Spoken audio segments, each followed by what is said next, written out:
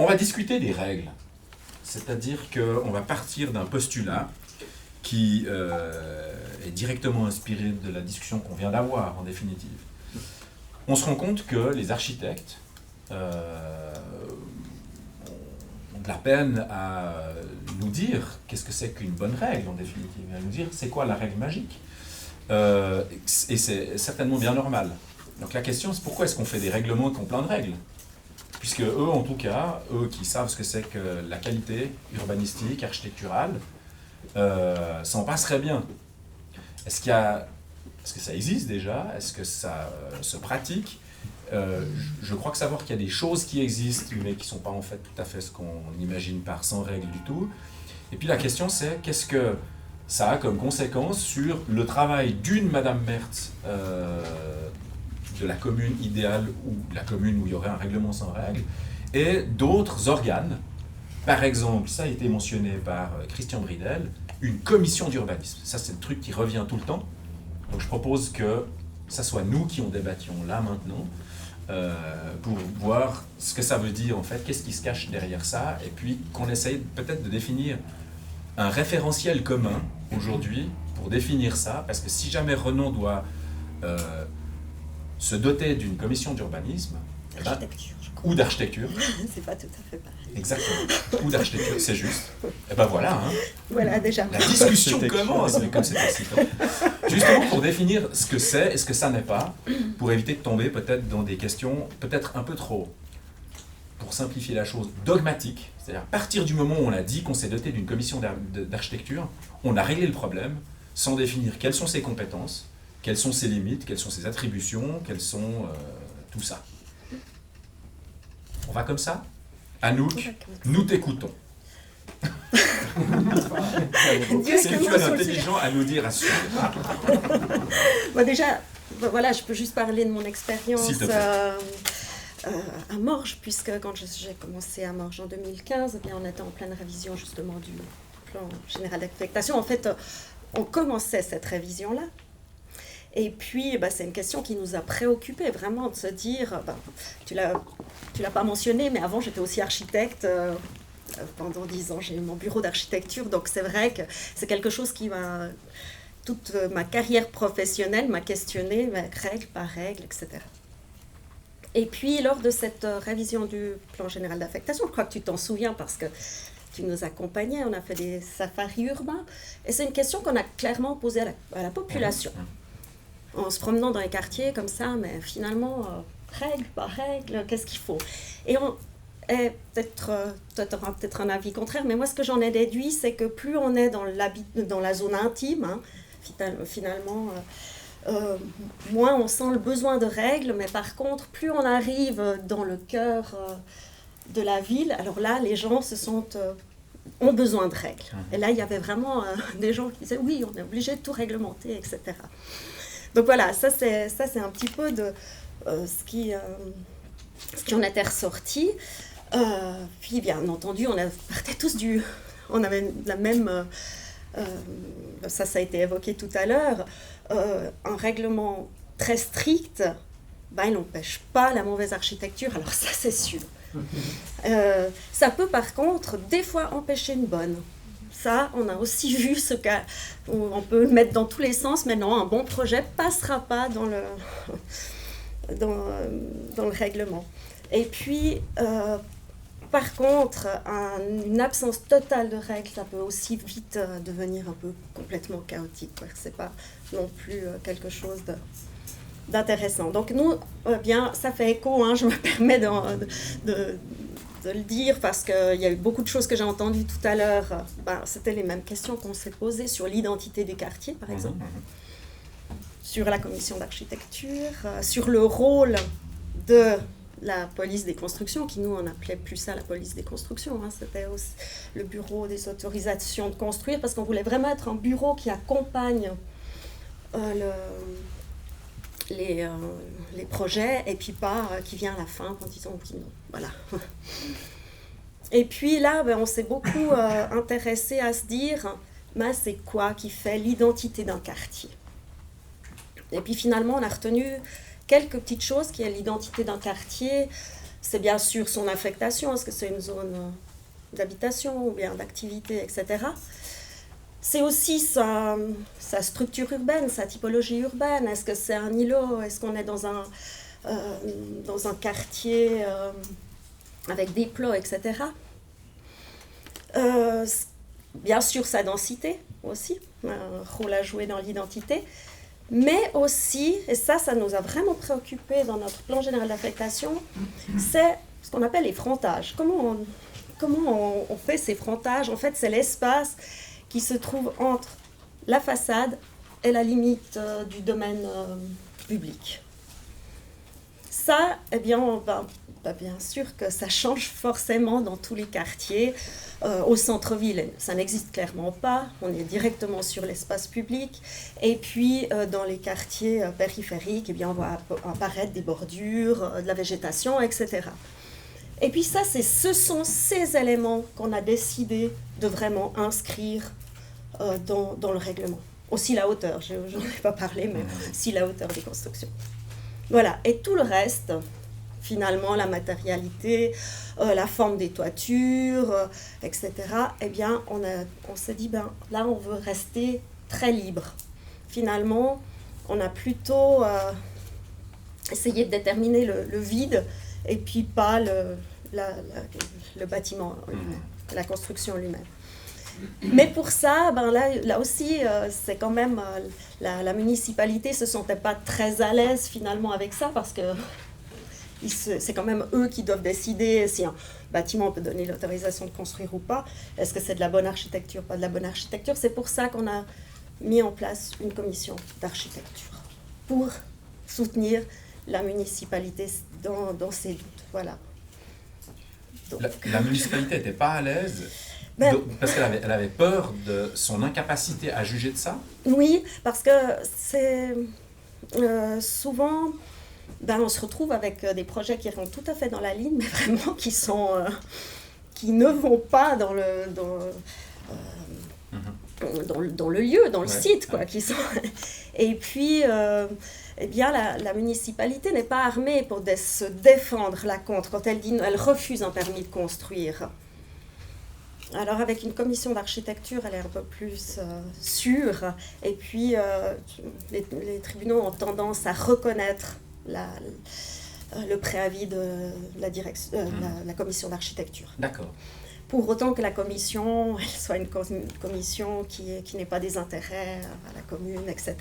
Là aussi, le fait de séparer, ça ne peut pas être le bureau des autorisations de construire qui fait ce rôle-là. Même s'il y a des architectes impliqués, c'est pas possible. Ça doit être vraiment une entité qui est complètement séparée. On va revenir sur cette question de commission d'architecture. Très bien. Alain, nous, il me semble que Espace Suisse et Espace Suisse Section Romande avaient co-organisé une journée sur les règles ou quelque chose comme ça. Enfin, je ne sais plus quel était le titre exact. J'y avais participé. C'était très sympa. Moi, je ne peux même pas y être. Je voulais que tu témoignes un peu. Mais ça reste quand même un sujet intéressant. Mais ça reste effectivement un sujet intéressant. Donc, qu'en penses-tu, toi? Alors, il y a plein d'expériences qui ont été tentées, mais voilà, la bonne solution, je crois qu'il n'y a pas de recette miracle. Dans chaque lieu, c'est différent. Peut-être juste, au début, tu as posé plein de questions. Je vais peut-être en reprendre certaines, mais pourquoi des règles ça dépend aussi dans quel contexte on est par rapport à la planification. Est-ce qu'on a quelque chose au-dessus ou pas? C'est clair qu'un plan d'affectation qui n'a pas de plan directeur, pas de conception directrice, pas d'image directrice, pas de stratégie au-dessus, formulée dans un document écrit, parce que des fois la stratégie elle existe, mais elle n'est pas mise par écrit, devrait être beaucoup plus contraignant, à mon avis, parce qu'il devra régler beaucoup plus de choses qu'un plan d'affectation qui se trouve justement avec un cadre, on a défini une stratégie, etc.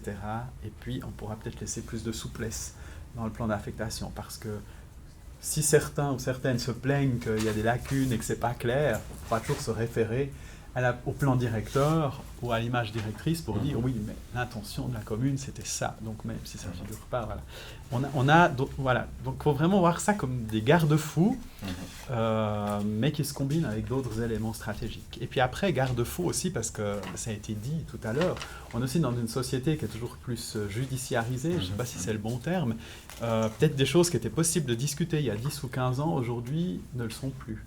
Alors, si on a des bons architectes, c'est très bien, mais encore faut-il aussi avoir des bons maîtres d'ouvrage derrière, voir quels avocats ils ont, et puis est-ce que vraiment la discussion est possible avec tous et pas seulement avec l'architecte. Parce que moi j'ai travaillé au canton du Jura, donc le problème c'est que j'ai vu des fois les arrêts des tribunaux, les interprétations que font les juges de certaines dispositions. Nous les architectes, on pourrait s'arracher les cheveux, parce que pour nous c'est quelque chose qui nous semble évident, mais pour un juge ou une juge, c'est pas forcément la même interprétation. Donc des garde-fous, il en faut, mais aussi parce que la loi le demande. Mais après, il faut vraiment voir aussi qu'on a une palette d'outils à disposition et on n'est pas obligé de tous les utiliser. Avant, on parlait des communes qui ont des CUS, des COS, enfin voilà, où tout est réglementé. Après encore la couleur des tuiles, la pente du toit, etc. À quoi bon ? Là, c'est clair qu'il y a un travail de tri à faire et déjà se poser la question quels sont les outils vraiment pertinents. Alors, on parlait d'exemples. Il y avait Glaris Nord. Vous savez que dans le canton de Glaris, un petit canton, 40 000 habitants, il n'y a que 3 communes, parce qu'ils ont décidé un jour, en Landsgemeinde, qu'ils fusionnaient. Il n'y aurait plus que 3 communes.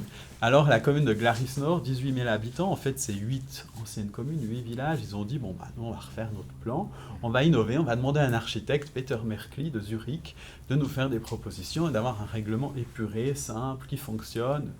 Alors, ils ont retenu ce qui était surtout important, c'était les espaces non construits. Donc, ils ont dit, une des règles principales, c'est surface qui doit rester non touchée. Il ne faut pas parler de surface verte, mais de surface non touchée. Ça veut dire qu'il ne va pas être transformé en parking, pas être changé aussi au niveau de la topographie, mais vraiment rester inchangé. Et puis, c'était 30% dans certains secteurs, 40% dans d'autres. Voilà. Et puis, l'autre chose, c'était la hauteur. Une hauteur pour toute la commune. Et dans les endroits où on voulait donner des accents et densifier, on voulait être plus compact, et bien là, on fait une hauteur plus élevée. Et voilà, un règlement assez basique. Et puis les voitures, elles disparaissent toutes en sous-sol. Ou si on ne peut pas creuser en sous-sol, elles disparaissent au rez-de-chaussée. Et ils ont fait ça aussi, ils ont fait beaucoup participer la population, poser des questions pour voir ce que les gens en pensaient. Les gens ne pensaient pas grand-chose en fait. Parce que là, c'était présenté, c'était discuté. Et puis voilà, c'était tellement innovant, entre guillemets, que les gens accueillaient plutôt positivement, mais n'avaient pas vraiment de réaction. Par contre, après ce règlement génial, qui a eu plein d'explications sur quels sont les différents types de bâtiments qu'on peut construire avec telles règles, différentes typologies, illustrées, tout ça, n'a pas été validé lorsqu'il a dû passer en assemblée de communes, puisque les gens ont eu peur pour différentes raisons, et notamment il y avait aussi des questions de retour à la zone agricole, donc on ne sait pas vraiment pourquoi les gens ils ont refusé, si c'est par rapport aux règles, ou, voilà, mais en tout cas il y a eu aussi des craintes par rapport peut-être au voisinage, quand ça va devoir être appliqué. Donc on voit qu'il y a les bonnes volontés qu'on peut avoir ensemble, voilà, mais au moment de voter, de décider, on pense quand même aussi à son terrain qu'on va dézoner, dans ce cas-là. On pense aussi aux voisins qui peut-être, si c'est 10 mètres 50 la hauteur, on va quand même voir ce que ça donne s'ils construisaient 10 mètres 50. Puis tout à coup, même si on trouvait que c'était sympa le processus et puis machin, au moment de prendre une décision, on met quand même un nom dans l'urne. Enfin bon, là, ils font ça en levant la main. Parce que finalement, il y a aussi ces intérêts privés. Donc c'est toute cette complexité-là. C'est pas si facile de trouver, de s'affranchir de toutes les règles et de ne pas en poser. Mais en tout cas, ce qui est intéressant, c'est de voir qu'on peut expérimenter aussi dans ce domaine-là. On peut créer des choses nouvelles. Et puis moi, j'ai regardé le droit vaudois, parce que je ne suis pas un spécialiste de la LATC vaudoise avant de venir. Et j'ai vu qu'en fait, c'est assez peu ce qui est demandé. Il y a l'article 24, LAT est très connu pour le hors-zone à bâtir. Dans le canton de Vaud, je ne sais pas si l'article 24 de la loi cantonale est aussi connu, mais il dit simplement qu'il faut définir l'affectation des zones, mais sans préciser lesquelles. Donc on pourrait se contenter d'avoir une zone mixte, une zone centre, puis la zone agricole, puis peut-être la zone verte, ça irait. Il dit qu'il faut préciser le degré d'affectation, donc quelque part trouver une manière de définir la densité. Et puis le degré de sensibilité au bruit. C'est ça. Donc c'est à peu près tout. Donc je veux dire, par rapport... Puis la loi fédérale, elle ne dit pas grand-chose. Donc, je veux dire qu'on a vraiment une certaine marge de manœuvre pour simplifier des choses, mais après, il faut trouver les bons critères et les bonnes règles. Ben voilà, elles seront plus faciles peut-être à interpréter s'il y a quand même un document directeur au-dessus que s'il n'y en a pas. Et après, on parlait de la question aussi de dessiner la ville. Je trouvais cette question intéressante. Je vais faire un parallèle en 2 cas aussi. Il y a Sierre et Delémont. On révisait leur plan en même temps en 98. Et ils ont les deux comment ils appellent ça, un système de cahier des charges pour le centre. Où dans le centre, chaque îlot, il y a des règles spécifiques. Et si on les respecte, si le projet va dans les clous de ces règles, on fait directement le permis de construire. C'est des règles d'orientation, ce pas des règles très précises. Soit il n'est pas dans les clous et il faut faire un plan de quartier. Donc, si on veut, quelque part, au lieu de faire des bonus, parce que moi j'ai un peu des problèmes avec les bonus où on a des règles, mais finalement, avec la loi sur l'énergie, on peut rajouter 10%. Si on fait les places de parc en souterrain, on peut rajouter 20%, je ne sais pas quoi à la fin. On a une accumulation de bonus. Là, le bonus, c'est de dire, vous gagnez du temps sur la procédure. Si vous rentrez dans les clous des idées de la commune, et que la commune le valide, vous aurez votre permis. Si vous ne rentrez pas, obligation de plan de quartier. Même si c'est un petit truc, plan de quartier, voilà, systématiquement pour tout ce qui est dans le centre-ville. Et la différence, c'est qu'à Sierre, ça ne marche pas, et à Delémont, ça marche. Et quelle est la différence? À Delémont, ils ont révisé le plan. À Sierre, ils sont en train de réviser. Ils nous ont posé la question chez Espace Suisse, est-ce qu'on doit l'enlever, ce système? Et à Delémont, ils ont dit, nous, ça fait 20 ans qu'on l'applique, c'est sûr que ça marche très très bien, on va encore plus le détailler et on va le valider parce qu'on a eu une fois un recours quand même de quelqu'un qui nous a dit oui mais votre truc c'est dans une planification directrice et c'est pas vraiment dans le règlement et c'était un peu ambigu le truc, donc ils ont décidé de l'intégrer dans le règlement. Et la différence c'est qu'à Delémont il y a quelques principes et il y a à chaque fois une petite esquisse avec où est-ce qu'on veut s'aligner, et après tout se discute, mais il y a une petite esquisse. À Sierre il y a des principes et il n'y a pas d'esquisse. Et les gens de l'administration, souvent, ne savent plus à quoi on se réfère en lisant le texte. Parce qu'on dit, en gros, il y a une description, on dit qu'il faut s'aligner sur le bâtiment tel et tel, mais des gens ne savent plus où est le bâtiment tel et tel. Voilà, il y a des textes comme ça écrits à la machine à écrire qui sont assez brefs, et qui, à l'époque où ils ont été écrits, semblaient, je pense, très clairs pour tout le monde. Mais le conseil communal de l'époque, enfin l'exécutif communal, dans le canton de Vaud sera la municipalité, ne sait plus vraiment. Il n'y a pas de commentaires ou d'explications, il n'y a pas d'esquisse ou de dessin, donc tout à coup, il y a des choses qui deviennent quelque part inapplicables parce qu'on ne sait plus très bien ce qu'on a voulu dire, même si c'est écrit. Donc voilà, ça c'était pour la question un peu du dessiner la ville. C'est vrai que dans certains cas, je pense que ça n'a pas besoin d'être un dessin très précis, mais une esquisse peut aider à la compréhension. Puis après, c'est vraiment l'idée, alors on parlait à mon commission d'urbanisme aussi, d'inviter les gens à la discussion le plus en amont possible, ça a été dit, et puis ou bien ça rentre dans les clous, ou bien ça rentre pas. Langenthal a aussi un autre système, on parlait de commission, eux ils disent, par contre ce qui est intéressant c'est qu'eux ils n'ont rien qui est formalisé, donc sur le papier c'est très difficile à trouver, sur le site internet de la commune c'est très difficile, il n'y a rien non plus, mais ils ont une pratique que tout le monde est censé connaître à Langenthal, ou les gens qui veulent construire ou densifier un Langenthal, c'est qu'il faut aller trouver le plus rapidement possible l'administration et discuter. Parce que si le projet a une certaine ampleur, la commune s'en mêle, forme une petite commission pour le projet et demande de faire une maquette, d'en discuter, de corriger les choses, d'en discuter, etc. et vraiment de suivre le projet. Et ceux qui ne font pas ça, ils doivent faire un plan de quartier. Mais la règle n'est pas vraiment explicitée quelque part parce qu'on n'est pas sûr que juridiquement elle soit très solide. Alors, ça c'est aussi les trucs, donc on n'en parle pas trop et puis c'est un peu connu par le bouche à oreille. Donc c'est une autre manière de voir les choses. Ce qui est assez intéressant, c'est de voir que ces 3 exemples, ce sont des petites villes qui ont à peu près la taille de Renan. Langenthal, c'est à peu près 15 000 habitants, Delémont 13 000, Sierre 16 000, un tout petit peu plus petit que Renan, donc c'est pas des grandes métropoles. On a justement des villes un peu de la taille de Renan où je pense qu'on peut expérimenter des choses et innover un peu dans ce domaine. Mais ça sous-entend quand même que ces villes ne sont pas sujettes à la recourite la même, qui semble être une tendance renanaise aussi qu'on importe peut-être de son est. Ou pas? Oui. Moi, je pense qu'on est tous soumis à la recourite, c'est ça, à Langenthal, des projets. Comme à mort. Oui, alors moi je sais pas, mais en tout cas, Morges, si, en tout cas ici, c'est quand même, il faut faire attention. C'est le cas.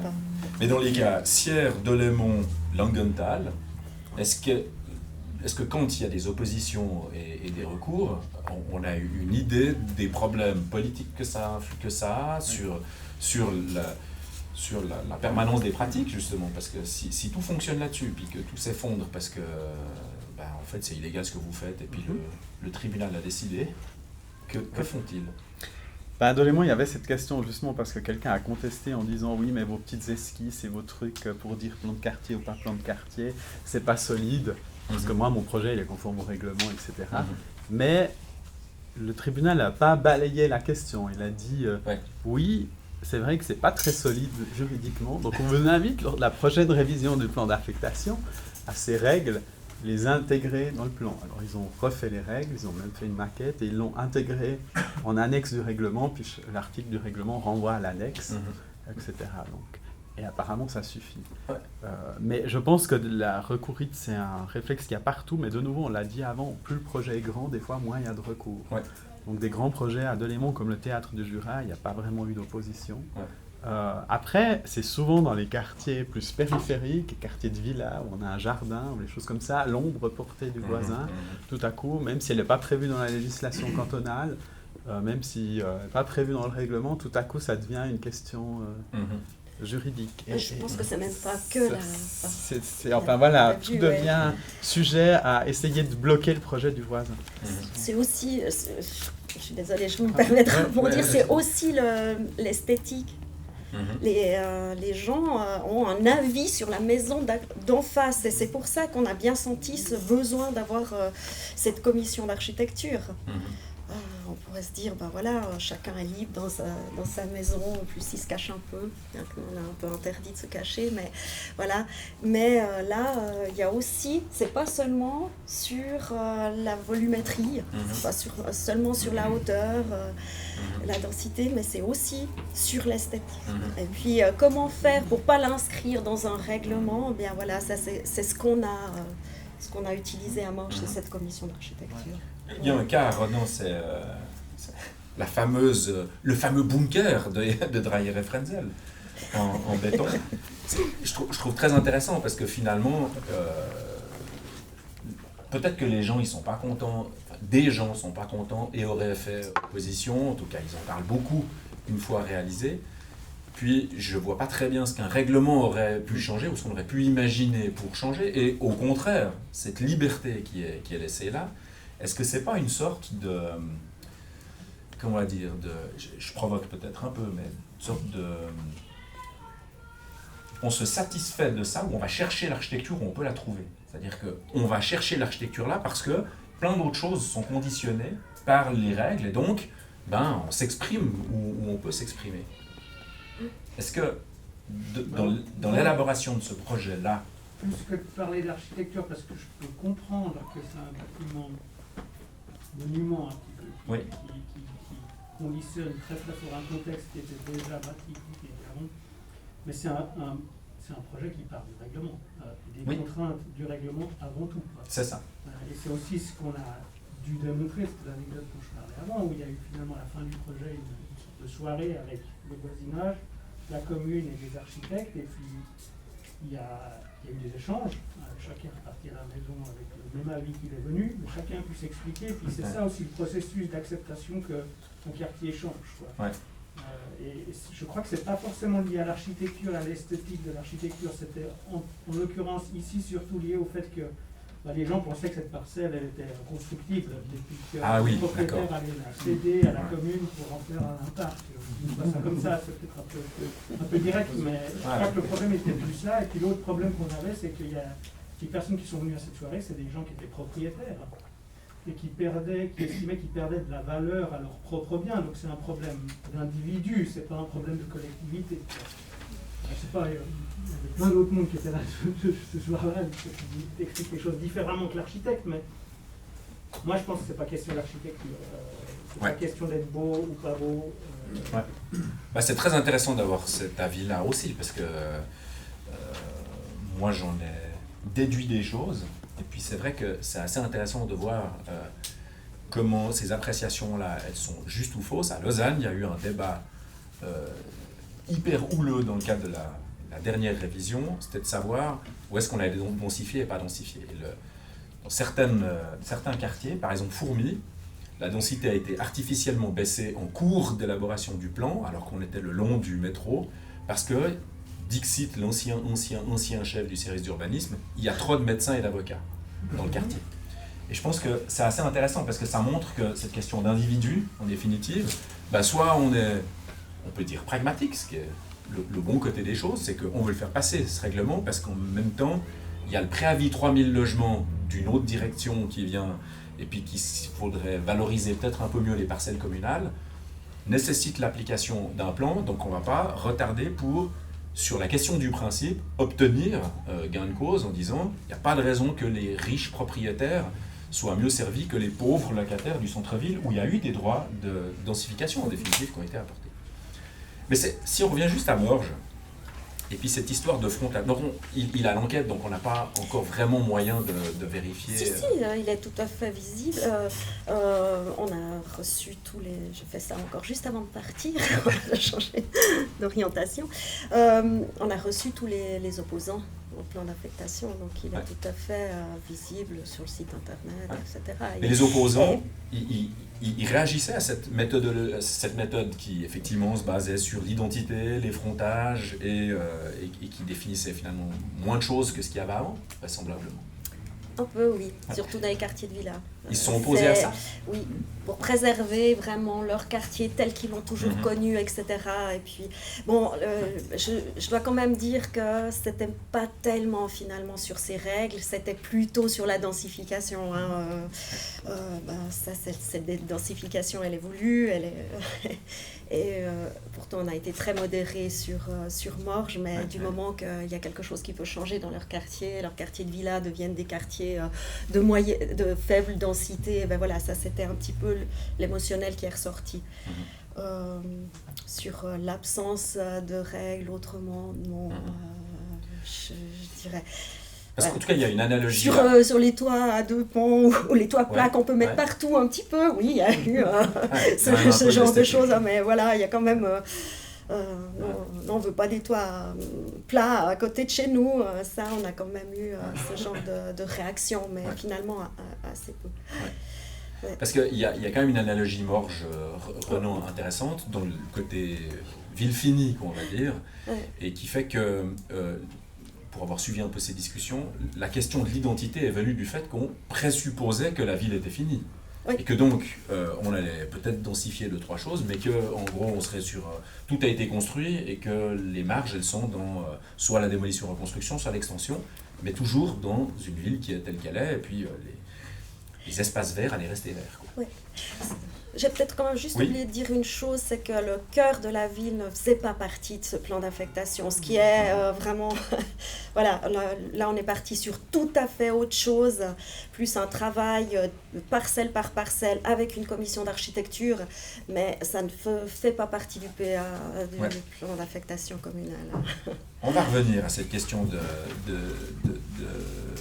commission d'architecture, peut-être juste avant, pour comprendre... Alain Beuret, ce que tu as dit concernant les planifications supérieures. C'est que, bon, la théorie veut que les planifications supérieures les planifications directrices ne lient que les autorités entre elles et que on peut difficilement les exploiter quand on fait de l'affectation dure et qu'on donne des droits à bâtir. Et puis, c'est vrai qu'il y a un peu une tendance, d'ailleurs, même dans les méthodes de travail, à Morges, ça a été le cas, c'est-à-dire finalement de faire une réflexion urbanistique qui est de l'ordre de la planification directrice pour l'élaboration d'un plan général d'affectation. Où on oublie qu'il y a peut-être un plan directeur, où on s'appuie sur le plan directeur pour rebondir, mais rester dans des questionnements qui sont de cet ordre-là. Et je présume que ça va être le cas à Renan aussi. Et la question c'est, est-ce qu'il n'y aurait pas là quelque chose d'extrêmement intéressant, surtout dans l'idée d'une commission d'architecture, qui, elle, peut clairement commencer à oser juger sur la base d'une planification directrice des choses qui sont de l'ordre des droits à bâtir. Est-ce qu'on a le droit de faire ça? Alors justement, c'était la question qui était posée par le recourant dans le cadre de l'élément que je disais avant, en disant ça joue pas votre truc. Bon, là, ça s'est résolu par le fait que cette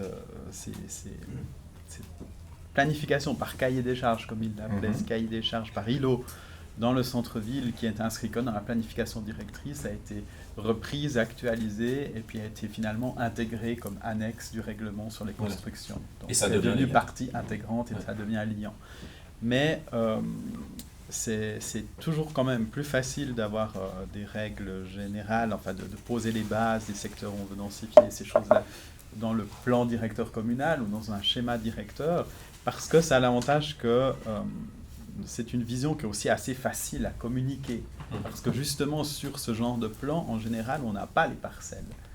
On a une vision un petit peu plus générale. Donc, dès qu'on arrive dans le plan d'affectation, tout est, comment on dit en allemand, parzellenschartig, à la parcelle près, au truc, il ne doit pas y avoir un millimètre qui dépasse. En plus, avec le cadastre des restrictions de droit public à la propriété foncière, on va pouvoir zoomer quasiment au 200e, il ne doit pas y avoir d'écart. Donc, tout est hyper précis dans un plan d'affectation.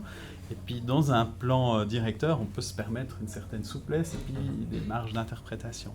Mais après, c'est clair qu'au niveau juridique, le plan directeur reste un instrument qui lie que les autorités.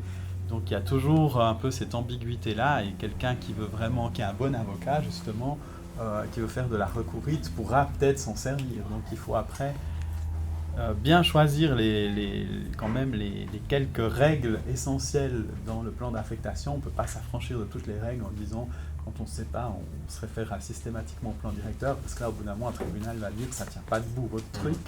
Vous devez quand même concrétiser votre vision directrice à un moment donné, la transcrire de manière claire et compréhensible pour les propriétaires dans le plan d'affectation. Mais, parler de la question des marges de manœuvre, on peut en laisser. Notamment, on n'est pas obligé de fixer un indice d'utilisation du sol plus un coefficient d'occupation du sol, des instruments qui visent plus ou moins le même effet. Parce que finalement, les propriétaires, il y a la question de l'esthétique, effectivement, qui peut être importante, mais ce qu'ils veulent aussi savoir, c'est la hauteur des constructions. Après, si la construction fait 10 mètres ou 12 mètres, mais finalement qu'il y ait 3 ou 4 étages à l'intérieur, ça ne change pas grand-chose. Donc des fois, on a des choses qui font double emploi. Moi, j'ai l'impression que définir le nombre de niveaux, plus définir une hauteur à la corniche, plus définir une hauteur au fait, etc., au bout d'un moment, c'est tellement cadré que c'est peut-être pas nécessaire. On peut peut-être se passer de un des trois, etc. Donc, c'est ces réflexions-là qu'on peut avoir. Et puis après, de nouveau, on l'a dit déjà avant, un plan d'affectation ne pourra jamais régler tous les cas. Il y a toujours des dérogations possibles. La dérogation, c'est typiquement pour, normalement, le cas, au niveau juridique, pour le cas qui n'est pas prévu dans le plan, une question qu'on ne s'est pas posée, ce qui est souvent le cas dans des règlements, des choses qui ont été faites dans les années 60 ou 80 parce qu'on faisait des grands secteurs sans se préoccuper du détail. Aujourd'hui, des fois, les plans d'affectation, moi j'en ai déjà vu souvent dans le Jura, tout est défini, puis tout à coup il y a une parcelle qui a une autre affectation au milieu, et puis il y en a une autre ailleurs, etc. Parce qu'on commence à vraiment faire dans la dentelle, entre guillemets. Donc là, on a un quartier de villa, mais une ancienne ferme au milieu, donc ce bâtiment-là doit avoir une autre affectation, etc. Et au bout d'un moment, on est très très précis, et on essaie de régler tous les cas, et c'est peut-être illusoire de vouloir tout régler. Et après, la dérogation est justement là, en droit, pour s'occuper des cas qui ne sont pas prévus. Là où ça devient dangereux, c'est quand la dérogation elle est systématiquement appliquée parce que le truc est obsolète. Donc ça, j'ai vu des communes qui ont des indices maximum d'utilisation du sol de 0,3 et ils veulent quand même densifier, donc le 0,3 on ne l'applique jamais. Donc, dans tous les permis de construire qui sont délivrés, il y a une dérogation à l'indice d'utilisation du sol. Dans ce cas-là, c'est plus une dérogation, c'est un abus de droit. Parce qu'à un moment donné, si la règle, ça c'est une autre chose, si la règle ne fonctionne plus, on peut se poser la question quand même s'il ne faudrait pas adapter. Bien sûr. Et ça, des fois, on a peur de le faire parce qu'il y a toujours l'argument de la sécurité du droit. Alors c'est vrai qu'il faut éviter de changer tous les jours, mais au bout de 5 ans, si on se rend compte vraiment qu'il y a quelque chose qui ne fonctionne pas, qu'est-ce qui empêche de modifier un article ou de procéder autrement ? Au nom de la sécurité du droit, justement. Oui, mais après c'est un grand débat juridique, et moi je reste architecte de formation, même si je connais certains trucs de droit, je ne veux pas rentrer dans la discussion. Non, je pense qu'on a mille manières de voir l'argument de la sécurité du droit, mais effectivement quand les règles, on constate après coup qu'elles ne fonctionnent pas, on peut toujours aussi les adapter. Cette commission d'architecture morgienne, elle dit quoi? Elle délègue quoi? En gros, comment elle fonctionne? Si on imagine l'instruction d'un dossier, voilà, je fais un projet. Pas encore. Alors, comment est-ce qu'elle est écrite et comment est-ce qu'elle fonctionne? Voilà, maintenant je ne sais pas ce qui se passe, hein, je ne sais plus, mais comme on l'avait imaginé, c'est vraiment bien, on appelle à candidature, recherche 5 architectes qui ne travaillent pas sur la commune, hein, vraiment qui soient... et puis qui sont voilà, qui n'ont aucun intérêt sur la commune. Pour nous, c'était vraiment très important. Et puis, elle est nommée pour une législature. Puis après, elle peut être renommée. Ouais. Mais vraiment, quelque chose... c'est un appel à candidature. C'est vraiment un job. Et c'est pas... c'est quelque chose qui était... Et puis, important. Ils voient les dossiers. Ils voient les dossiers. Ils les instruisent comme la police des constructions, exactement de la même manière. Voilà. Alors, il y a 2 choses. C'est, dans le cadre du PGA, ils viennent sur demande de la municipalité, si la municipalité, justement, pour une dérogation, etc., a besoin d'être plus sûre. Ce qu'on avait fait dans ce plan aussi, c'est qu'on avait mentionné toute une série de bâtiments que les Morgiens voulaient absolument conserver. Ils ne sont pas forcément en note 1, 2, 3, 4, mais ils sont morgiens et puis c'était important pour eux. Et puis, conserver comme ça, mettre un bâtiment à conserver, c'était juste pas applicable.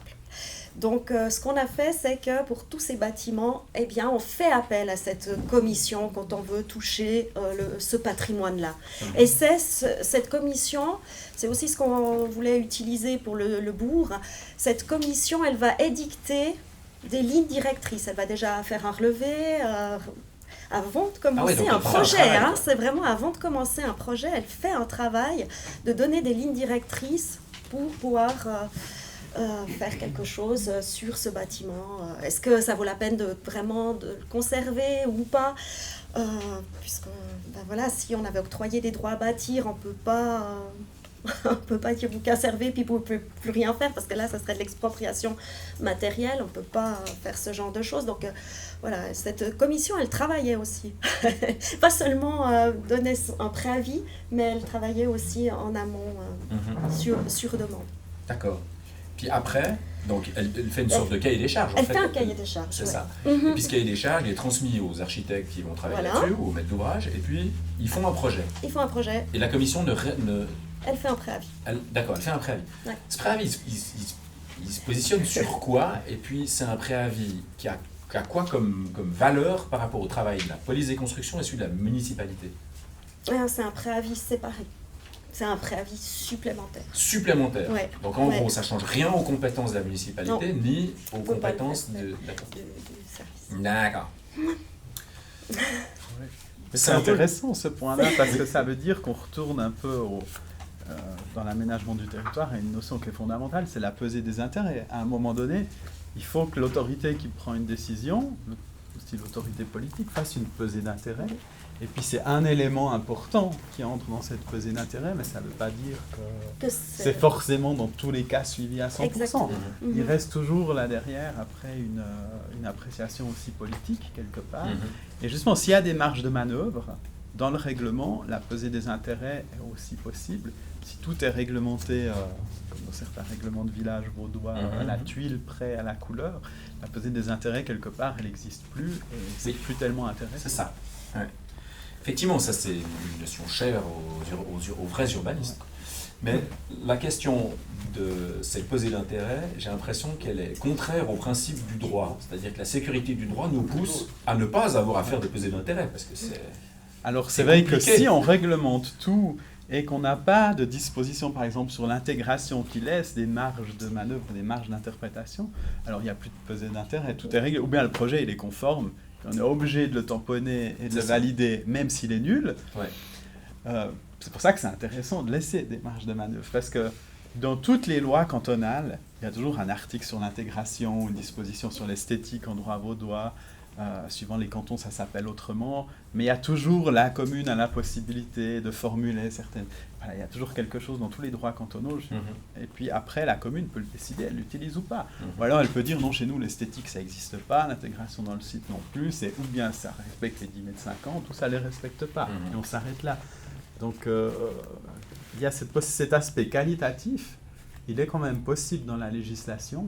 Et là, après, c'est souvent le problème, c'est que si ces communes font l'interprétation toutes seules et qu'elles ne sont pas les bons arguments, parce qu'elles ne sont pas professionnelles, parce qu'elles se contentent de dire oui ou non, c'est ça, sans vraiment expliquer pourquoi, devant un tribunal, c'est pas très solide. Par contre, s'il y a un préavis d'une commission spécialisée, ou alors que la commune est très douée et elle arrive elle-même à écrire le truc de manière compréhensible, mais c'est encore mieux, c'est une commission spécialisée, et ben ça a beaucoup plus de chances de passer devant le tribunal. On donne chez Espace Suisse des cours d'introduction à l'aménagement du territoire pour les communes.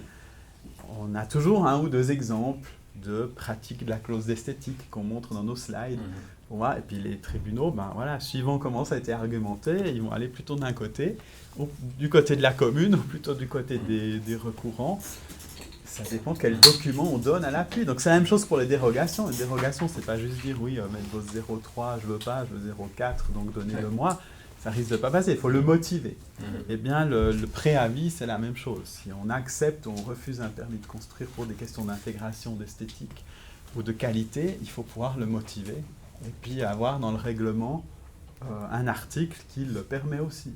On a conseillé récemment une commune dans le canton de Fribourg, on ne dira pas laquelle, mais qui a, lors de la révision de son plan, complètement oublié ça. Donc il n'y a nulle part dans le règlement quelque chose sur la qualité, sur l'intégration dans le site. Et ils ont des projets vraiment moches, et ils ne savent pas quel argument donner. Alors, premier conseil, c'est ajouter un article, juste. Alors, on est en train d'essayer de dire on va simplifier les règlements, mais s'il y a bien un article qui doit figurer quand même, c'est une disposition générale sur la qualité qui s'appuie sur le droit cantonal et qui dit que voilà, la commune se réserve le droit, même si le projet est conforme sur tous les autres articles, quand même, d'exiger soit des modifications de projet, soit éventuellement même de refuser l'histoire. C'est un garde-fou contre vraiment les projets qui respecteraient tout, mais qui en termes d'esthétique serait une catastrophe. C'est typiquement ce qu'on a fait, mais on a inscrit aussi la commission d'architecture dans le règlement.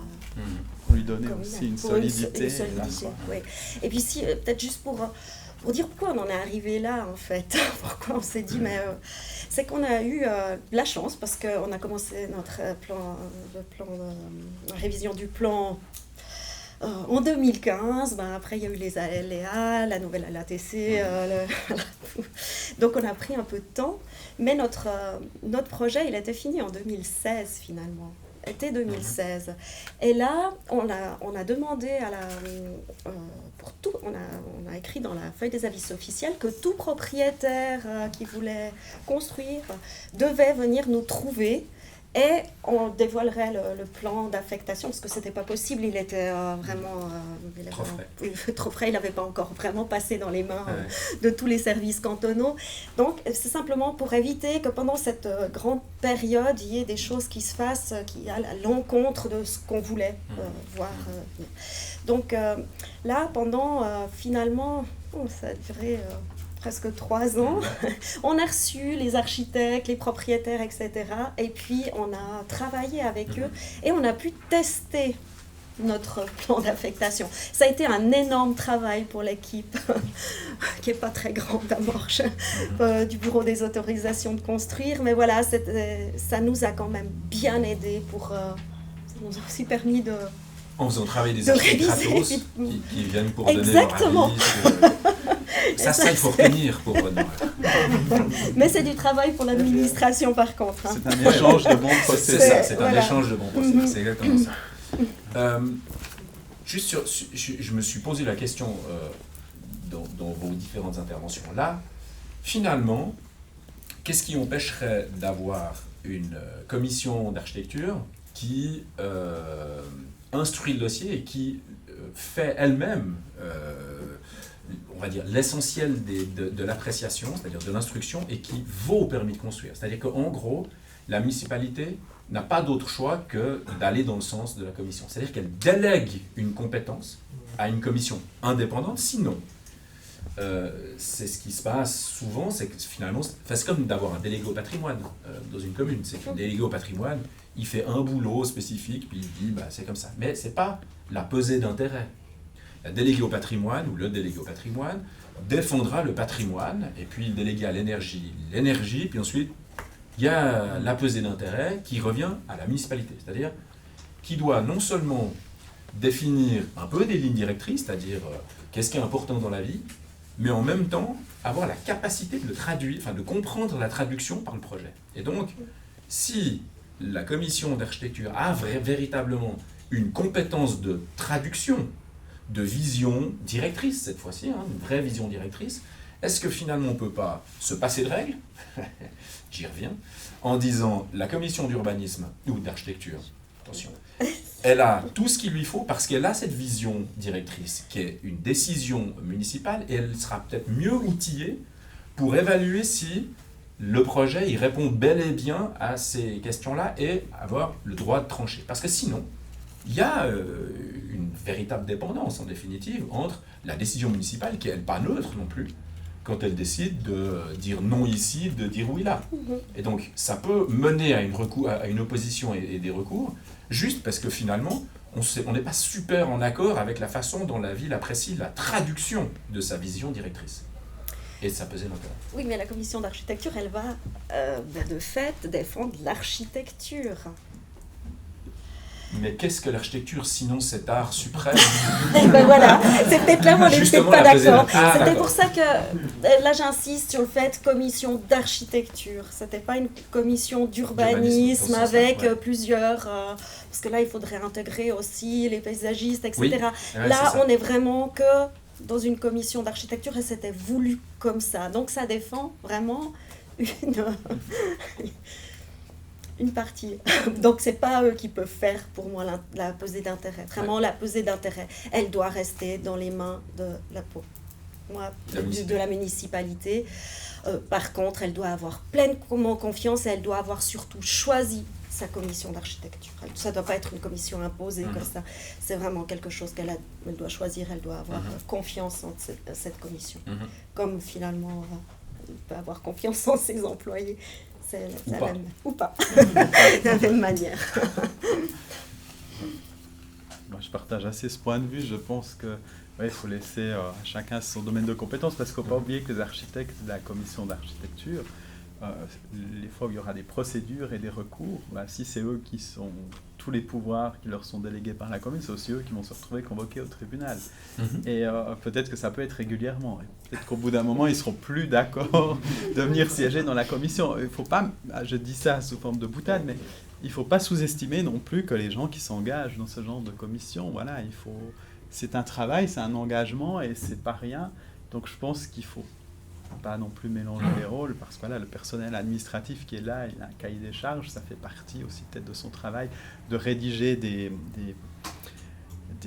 décisions de droit ou de collaborer avec le service juridique, tandis que la commission d'architecture, elle va être formée de personnes externes, on a dit extérieures à la commune, dans le meilleur des cas, des gens qui n'ont pas d'intérêt, qui sont neutres, donc il faut quand même qu'ils aient encore envie de venir aux séances et de travailler, et pas leur rajouter une pression supplémentaire. Donc je pense que c'est bien s'ils restent dans l'architecture et qu'après, quelque part, ils peuvent aussi rentrer tranquillement à la maison le soir quand ils ont rendu leur préavis.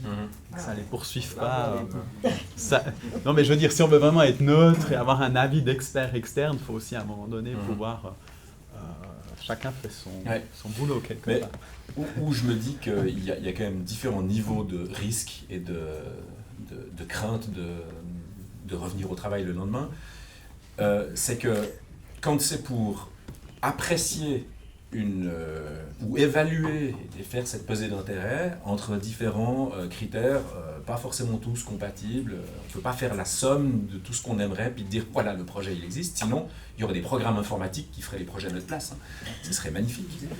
Et ce serait la mort de nos métiers. Mais si on n'est pas si on accepte cette appréciation, on n'est pas encore dans la question d'octroyer une dérogation, c'est-à-dire de se mettre en porte-à-faux vis-à-vis d'une réglementation, qui là peut commencer peut-être un peu à crisper parce que les conséquences de ces décisions sont d'autant plus difficiles à porter. j'avais discuté il y a quelque temps avec Francesco Della Casa, architecte cantonal, qui me disait que lui, quand il y avait des concours d'architecture qui sortaient des PLQ genevois, eh bien, il disait, bah voilà, le jury a décidé, etc. Il écrivait une petite bafouille. Il disait plus 40 mètres latéralement, plus 20 mètres comme ça. Donc c'était vraiment, c'était pas une petite dérogation. PLQ, c'était vraiment du gros. Il prenait des morceaux ici, il mettait là, puis il disait, bon voilà, etc. Puis il faisait une sorte de petit argumentaire qui fait que le jour où il y a une opposition, ben, il se débarque au tribunal. Et puis son rôle, ben, c'est effectivement d'expliquer pourquoi. Mais il est aussi serein finalement qu'un avocat. C'est qu'il fait l'avocat de l'architecture. Et l'avocat de l'architecture, ben, c'est pas sa vie qui est en jeu. Et en définitive, ben, systématiquement, les juges suivaient son avis, jusqu'à maintenant en tout cas, ont suivi son avis, en disant, voilà, c'est motivé et c'est bien une dérogation qui est octroyée. Et donc finalement, il y a des choses qui sont extrêmement dures, mais qui sont très très souples dans l'appréciation, et qui font que, on est beaucoup plus serein avec cette appréciation-là. Les PLQ à Genève, quand ils sont imprimés au 5/100, on les mesure et on gagne 1 mètre. Parce que l'épaisseur du trait lui permet de gagner 1 mètre. Et c'est une chose qui est beaucoup plus souple que si c'était coté, en définitive. Donc finalement, cette appréciation-là, elle permet, sans prétériter qui que ce soit, on va dire, d'apprécier de façon différenciée et de faire notre propre pesée d'intérêt sans forcément vouloir uniquement gagner de l'argent, uniquement construire plus de mètres carrés de béton, quoi. J'ai quelque chose qui me vient comme ça. C'était un petit peu, tu as dit forcément gagner de l'argent, etc. Ça me revient, je voulais réagir sur le fait, les bonus, c'est pas bien, etc. Oui. C'est parce que ça, c'est aussi une particularité qu'on a mis dans notre dans le PGA morgien.